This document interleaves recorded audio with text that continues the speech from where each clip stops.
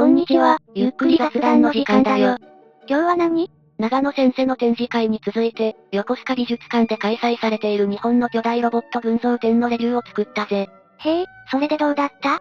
日本の巨大ロボット史を語る方法として、7つの章に分けてサマライズしたテーマ性のある展示会だったな。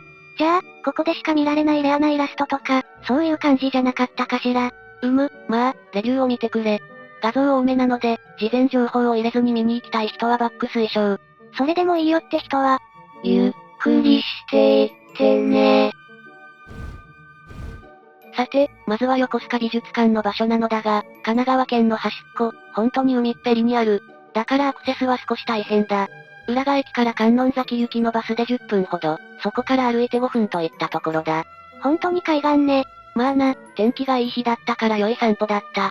車で行った方が楽だと思うが、休日は渋滞しそうな感じがするぜ。そして美術館に到着。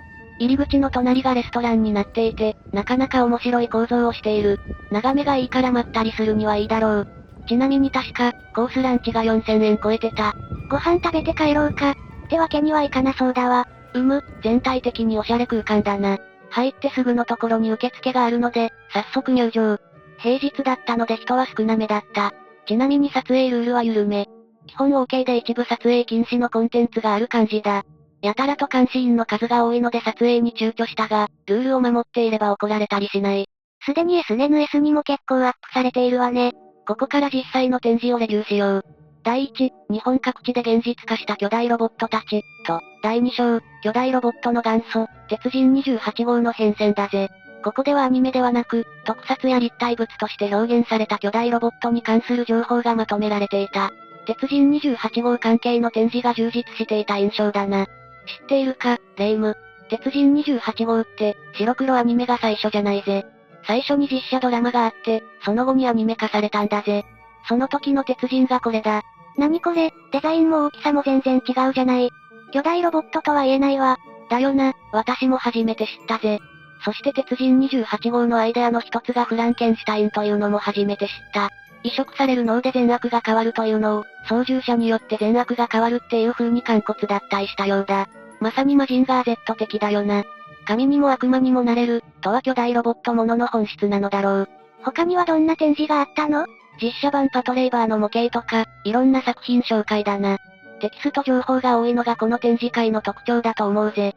そして第3章が登場、強化、合体、変形、70年代巨大ロボットの想像力。ここは入り口にバント、ゲッターロボの紹介がされていた。当然よね。そしてマジンガー Z やライディーン、コンバトラー V などの展示がされていた。壁一面がパネルだったりするのね。そしてテキストが多いだろう？こんな具合にデザインを見せるだけでなくデータも重視しているようだぜ。そしてスタジオヌエの創立メンバーの一人である宮武和隆先生の大イラストも公開中。YouTube に制作風景がアップされていたぜ。マクロスにも触れられていたがこれは撮影禁止マークがあったので現地で確認してほしいぜ。そうね、全部アップするわけにはいかないものね。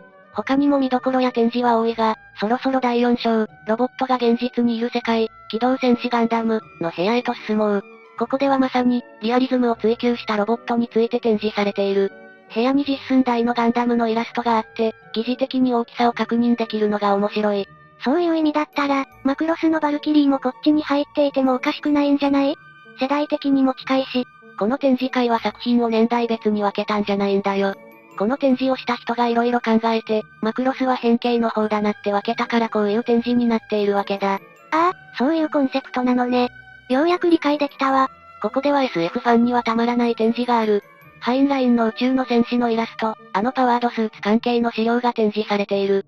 説明文も素晴らしくて、ガンダムのコンセプトやデザイン成立に大きな影響を与えたっていうのはオタクの間では知られているけど、こういった公の場でテキストになっていると、引用元に使いやすい。ライターとしては、2024年に横須賀美術館で開催された、何々展示会によればって具合に引用できる。引用元不明の知識をちゃんと使えるようになるのは大きいぜ。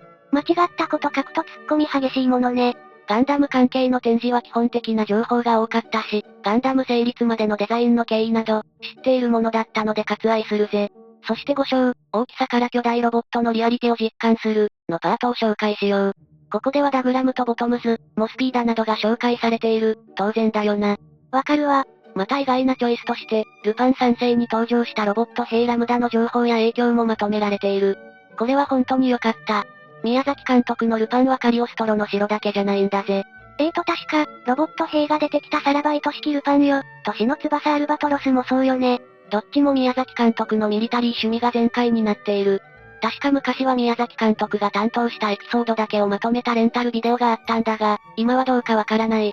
そしてラムダの成立にスーパーマンの影響があったこともきちんと展示されている。これについては岡田敏夫さんの解説動画で知っているよ、という人も多いだろう。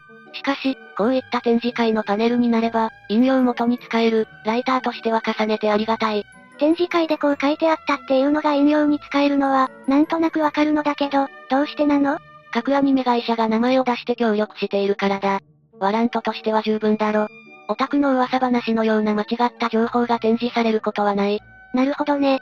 だから似ているとかそういう表現なのね。そんなところ。さて、次の第6章は素晴らしいぞ。ロボットの内部メカ、1980年代以降の大発展、だ。なんかわかっちゃったかも。そう、このパートはもう長野先生の独壇場だぜ。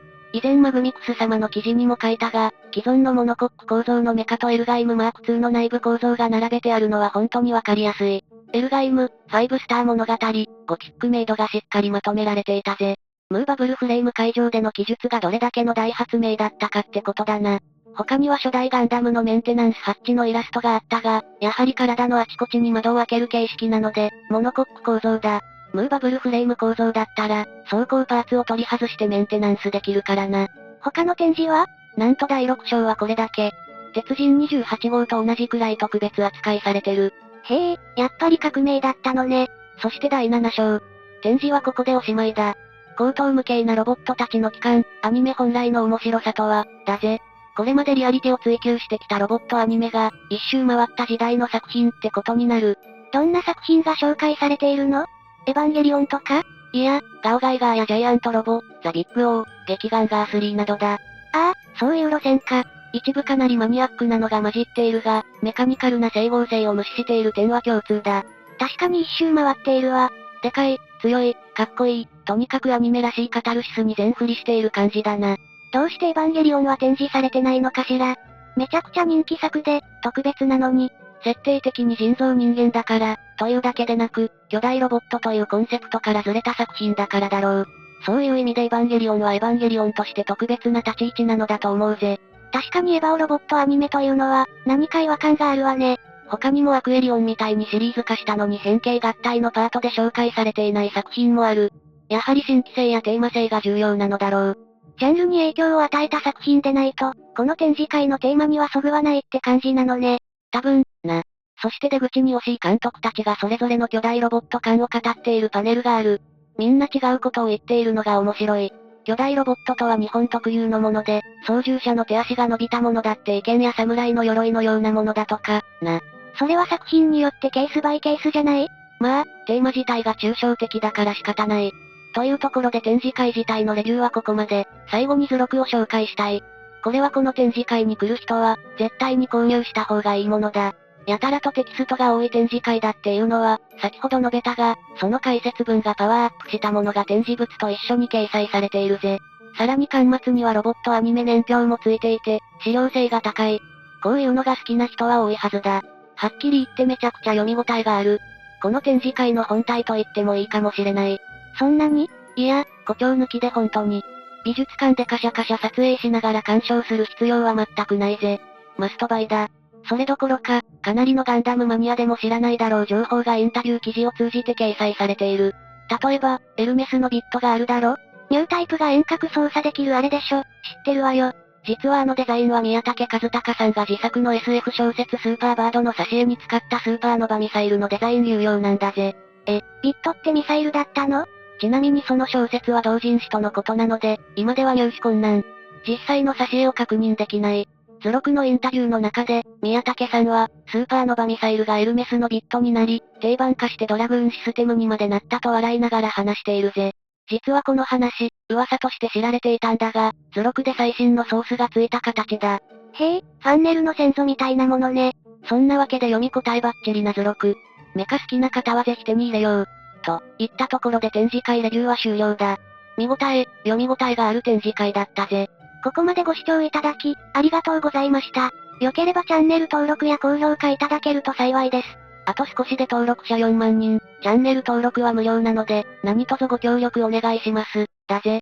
メンバーシップとは違うので、登録はお気軽に。それじゃ、またねー。